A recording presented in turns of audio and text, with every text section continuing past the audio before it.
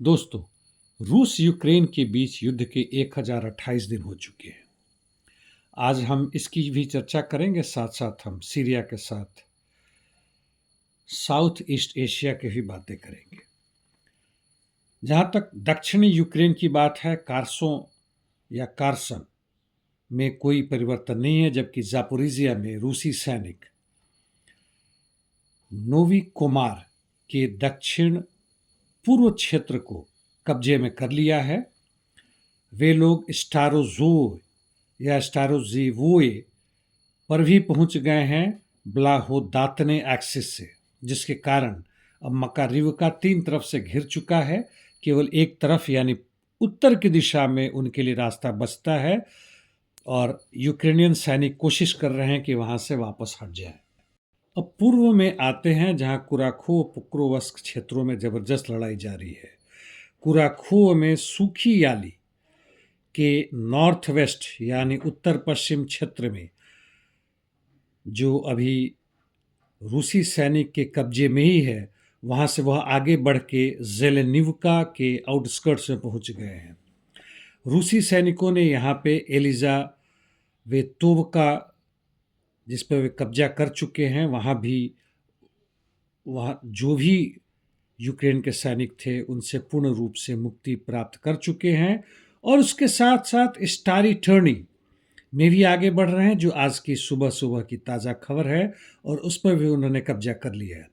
जहाँ तक कुराखो सिटी की बात है, उसके बाहरी क्षेत्रों में 3 दिशा से यानी उत्तर, पूर्व और पश्चिम से, और सिटी के अंदर भी लड़ाई जबरदस्त जारी है।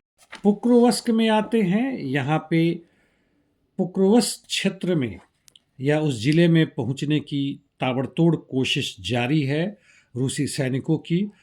नोवोट्रोइत्स्की के पश्चिम में वो आगे बढ़े हैं, दूसरी तरफ दाकिन्स्की के दक्षिण में और पुष्किन के साउथ वेस्ट में यानी दक्षिण पश्चिम में, और क्राजनी यार के पश्चिम में भी रेलवे लाइन के साथ साथ वह बढ़ रहे हैं मिर्नोग्राद की तरफ। अब आते हैं टोरेस क्षेत्र में। यहाँ पे रूसी सैनिकों ने सेंट्रल माइन के दक्षिणी हिस्से में 2 लोकेशन पर कब्जा कर लिया है। जहाँ तक चासिव यार की बात है, उसके सिटी के अंदर में सेरामिक प्लांट पर भी कब्जा कर लिया। अब चासिव यार के बहुत दिन नहीं बचे पड़े हैं और रूसी सैनिक उस पर कब्जा करने वाले हैं। सिवर्स्क में कोई परिवर्तन नहीं।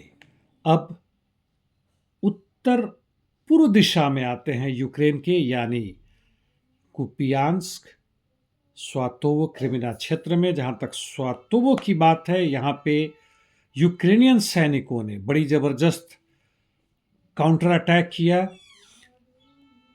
झाइवोटिवका से, और साथ साथ कोलिस्निवका में भी, जहां उन्होंने तकरीबन 90% कब्जा कर लिया है। दूसरी तरफ रशियन आर्मी वहां से वापस आकर पिशानोए नदी के इर्द गिर्द अपने अड्डा जमाए हैं, जबकि टर्नी में रशियन आर्मी टर्नी के पूर्व में आगे बढ़े हैं। अब आते हैं कुर्स्क क्षेत्र में। ग्लुस्को डिस्ट्रिक्ट में कोई परिवर्तन नहीं, जो कि रूस के ही कब्जे में है। रूसी सैनिकों ने क्रिमियानोए से यानी कोरेनिवो डिस्ट्रिक्ट से आक्रमण किया यूक्रेनियन सैनिकों पे, और बाल्का मोकिलनी जो सुडजा में है वहाँ पे कब्जा कर लिया, और उसके आगे भी बढ़े हैं। क्रुगलाय कोए के आउटस्कर्ट से पहुंच गए हैं। सुडजा डिस्ट्रिक्ट में निजनी क्लिन पर भी रूसियों का कब्जा हो गया है। कुल मिलाकर देखें तो आज तक के ताज़ा खबर के हिसाब से अब यूक्रेन का कब्जा कुर्स्क में केवल 500 स्क्वायर किलोमीटर रह गया, जो कभी 12 से 1300 स्क्वायर किलोमीटर था। इंटरडिक्शन मिशंस रूसी एयरफोर्स ने काफ़ी टारगेट्स यूक्रेन के अंदर में हिट किए, जिसमें ज़ाइटोमिर, खमेलनित्स्की एयरपोर्ट और दूसरे जगह हैं। तथा कथित रूप से देखें तो यूक्रेन का काउंटर अटैक इसमें कम रहा है पिछले हफ्ते में। अब आते हैं सीरिया के ऊपर। वहाँ पे सीरियन नेशनल आर्मी और सीरियन डेमोक्रेटिक फ्रंट के बीच में सीज फायर चल रहा था, युद्धबंदी जारी था पिछले 4 दिनों से, जो अब खत्म हो गया, हालांकि किसी खास युद्ध की बात अभी तक नहीं चली है। इज़राइल, जहां तक बात है, गोलन हाइट्स में सेटलर्स की संख्या दुगुना करने की बातें कर रहा है, वो करेगा भी। और टर्की ने इस पे सवाल उठाए हैं कि यह गलत बात हो रहा है, हालांकि टर्की की यह बेशर्मी है और टर्की के कारण ही आज असद की रिजीम खत्म हो गया है और इज़राइल के सैनिक गोलन हाइट से आगे बढ़ के दमस्कस की तरफ बढ़ रहे हैं। बफर जोन तकरीबन खत्म हो गया है, जो कि 2000 माफ़ कीजिएगा 1974 के एग्रीमेंट में ही था। टर्की का पूरा हाथ है अमेरिका और इज़राइल के साथ मिलकर नए शासन व्यवस्था लागू करना वहाँ।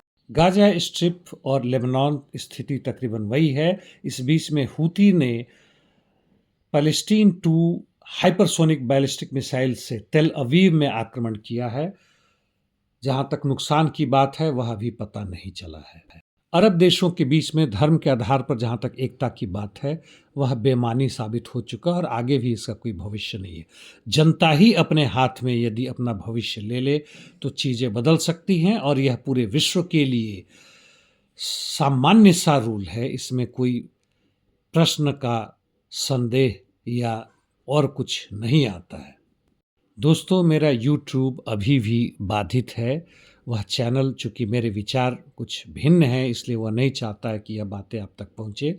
यदि आप इसको देख रहे हैं, यहाँ तक हो गए हैं, तो अपने दोस्तों को ज़रूर फॉरवर्ड करें। आज के लिए इतना ही, धन्यवाद।